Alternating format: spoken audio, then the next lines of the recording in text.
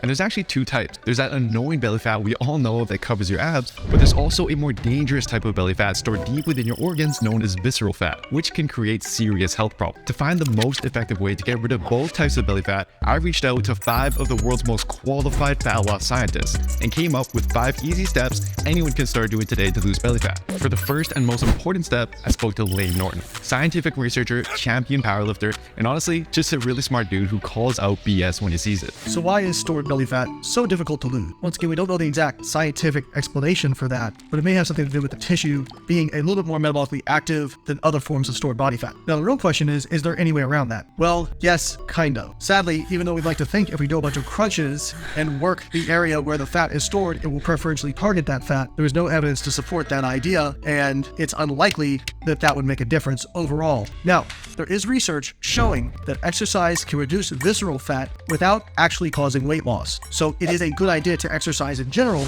but specific exercises are not going to target preferentially belly fat per se. I know people don't want to hear this. The real key to losing belly fat is just getting into a caloric deficit consistently and doing it for long enough. Now, the most effective way to create the calorie deficit Layne talked about is by modifying your diet. That's where our next expert comes in, Alan Aragon. Alan is one of the world's top nutrition researchers and educators with over 30 years of success in the field. He recommends first, find out roughly how many calories you're eating a day. Next, find out how many calories you should be eating to lose fat, which you can do by using the free calculator I made over at builtwithscience.com/calculator. Then simply try to close that gap over time with most of your foods coming from the following sources. You have to be eating foods that you like and look forward to. People have an idea of what their 20 favorite foods are. That's honestly, that's what they should be eating. That's what they should be eating. And people freak out when they hear that, but hey man, if you love the foods that you're eating, you're gonna stick to your diet. It helps to have an awareness of the food groups as well. Yeah. Because when I say your 20 favorite foods, I mean your 20 favorite foods that are reasonably healthy choices across the food groups. And there's 6 of them. There's the meat or the high protein group, there's the fat group, there's the fibrous vegetable group, and there's the starch group, and then there's the milk group, and then there's the fruit group. So choose your 3 favorite foods across, like in each of those food groups, choose your 3 favorite ones you like the most. And there's your diet, man. There's your diet. Oh wait, we have two more foods left to get those 20 foods. Choose your 2 favorite YOLO foods, your 2 favorite desserts or whatever, right? What you like, wine? Okay, wine and freaking cookies or something. You know, brownies and ice cream, whatever. And that's a healthy diet right there that'll hold you down for life and not just a dieting phase. I love that approach. I've never actually heard somebody put it like that.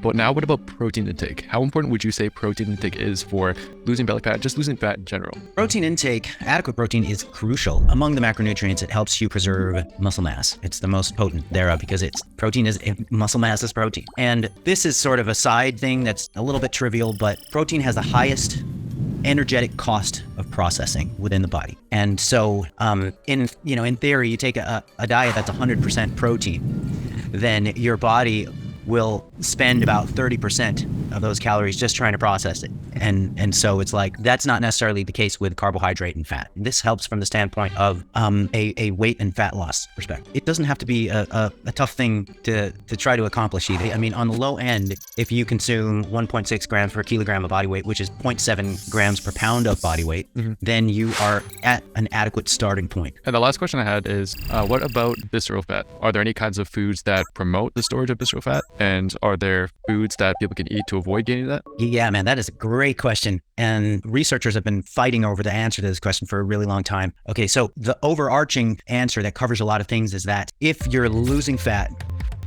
or if you're getting lean, there's really no concern about visceral fat. Because if you're losing overall fat, then visceral fat is diminishing as well. It's not like that's gonna hold steady. You know, principle number 2 is that visceral fat is mainly a concern for people who are gaining fat. And there's actually a study by Rosquist and colleagues where they compared what types of dietary fat most influence visceral fat. They compared a polyunsaturated fat source with a saturated fat source. It was a hypercaloric experiment where the subjects were eating more calories, and the saturated fat-rich diet, that resulted in greater visceral fat accumulation than the polyunsaturated fat-rich diet. All right, so you've got your nutrition plan, but now let's talk about exercise. As Layne mentioned earlier, exercise can burn off that dangerous visceral fat even if you don't lose any weight. But the right type of exercise can also help you avoid regaining belly fat as soon as your diet is over. To explain this is Eric Trexler, pro-natural bodybuilder and published scientist with a PhD in human movement science. So usually when people are trying to lose belly fat, they automatically think that they have to do a bunch of cardio. cardio. But how about resistance training? Like, how important is lifting weights for someone who's interested in losing belly fat? So I'd say it's really important. There are some major benefits of resistance training if you're trying to lose belly fat and really just trying to lose fat in general. So first of all, if you're lifting during this fat loss phase, there's a very high likelihood that you are going to reduce the amount of muscle loss that occurs during that weight loss. And that can be great for two reasons. So a lot of people who don't lift weights and just do fat loss, they often find that they end up looking more skinny and less shredded than they were hoping at the end. So retaining muscle can be great for maintaining definition. There's also been some really good research in the last couple years indicating that the more muscle or the more lean mass you lose during a diet, the more hunger you tend to experience later on, and the higher likelihood that you're actually going to regain some of the fat that you lost later. Right. And then let's say somebody is, lifting weights regularly. How does cardio now fit into the picture? I mean, it definitely has a lot of benefits for your health that lifting weights doesn't necessarily provide, but how much does it help when trying to lose belly fat? The reality is you don't need cardio in order to lose fat or to lose belly fat, but cardio can be a helpful thing. And one of the reasons for that is energy expenditure has a tendency to go down during a fat loss phase. So of course, there will be some reduction normally in resting metabolic rate, but non-exercise activity thermogenesis is another really key thing that can change during a fat loss phase. So non-exercise activity is basically everything that exists between resting and doing structured exercise. So walking to the mailbox, walking around at your work or your school, anything that fits between those two extremes of exercising on purpose and, just kind of totally resting. It's usually the second biggest contributor to total daily energy expenditure for most people. And so unfortunately, when we diet, a lot of people notice their non-exercise activity thermogenesis goes down pretty significantly. So cardio can be a really helpful thing in keeping your expenditure higher when that non-exercise activity starts to go down over time. So you're just trying to kind of keep things steady by adding some cardio to the mix. For some people, it's even just purely behavioral. We might just say, hey, use the stairs instead of the elevator and park at the back of the parking lot instead of the front. So everything that gets you moving counts. But even with proper nutrition and exercise, a recent 2022 study found there's an often overlooked variable that can still prevent you from losing belly fat. To explain this study is exercise science professor and body composition researcher Bill Campbell. But this new study was very unique in that it was the first ever investigation to assess a lack of sleep and how it affects where body fat is stored. They took 12 healthy males and females who on average slept about 7.5 hours per night. They had these subjects live in a research sleep lab and then placed them into two different sleep conditions. The first condition was a sleep-restricted condition where they were allowed to sleep only 4 hours per night.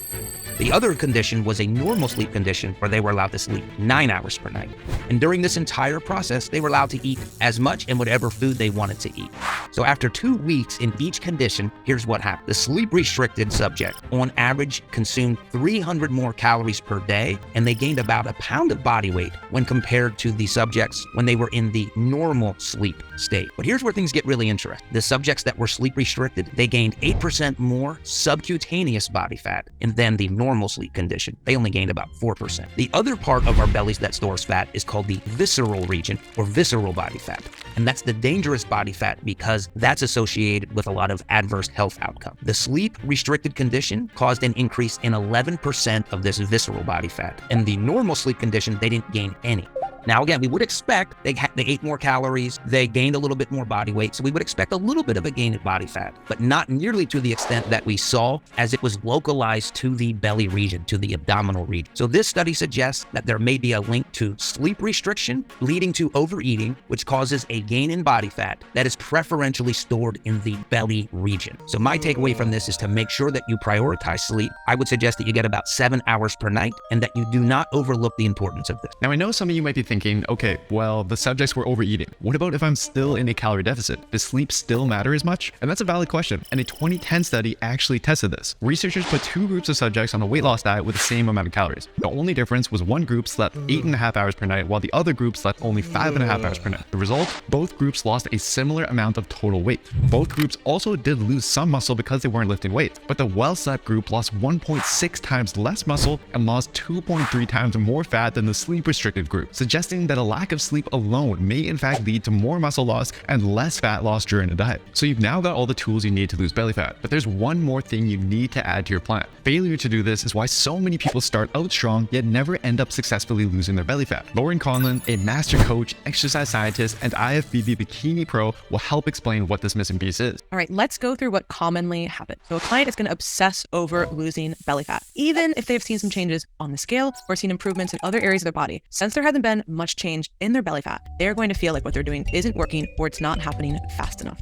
Some clients are just going to give up right then, while others are going to slash their calories or increase their cardio. This increase in their deficit is typically unsustainable though, so they're going to fall off plan and inevitably quit. First, it's important to recognize that unless genetically you have little body fat on your abs and core area, that you will probably need to get leaner than you'd think to lose belly fat. For many people, the belly is the last area where you're going to see fat come off. But in the meantime, you can pay attention and be proud of the progress that you've made in other areas like your face, your shoulders, and your legs, and trust that if you remain patient, that eventually you'll start to see more and more progress in these problematic and stubborn areas. Second, take multiple measures of progress. You can use scale weight and measurements as quantitative feedback, but we also want to look at qualitative feedback, such as how your clothes are fitting, how you're looking, and how much better that you're feeling. Don't just obsess over your belly. And lastly, and probably most importantly out of this entire video, be patient and recognize that you're usually quitting right before it gets good. Okay? It doesn't matter how perfect your program is, unless you are patient and remain consistent, you are shortchanging yourself and your results. You owe it to yourself to make this change. So don't give up, follow or create a great program, adjust it when it's necessary, and take your time. Your belly fat didn't get there overnight, so you're not gonna lose it in a few weeks either. I want to give a huge thank you to all 5 of the experts who helped with the video. Guys, these 5 truly are the best of the best. I've been following and looking up to them for many years, ever since I started my own fitness journey, so being able to interview them and share their work with you guys is such an honor. And I've put links to all their social media websites down below so you can go give them a follow. And if you're interested in joining a science-based plan to transform your body as efficiently as possible, just take my free quiz at builtwithscience.com and I'll let you know what program is best for you and your body.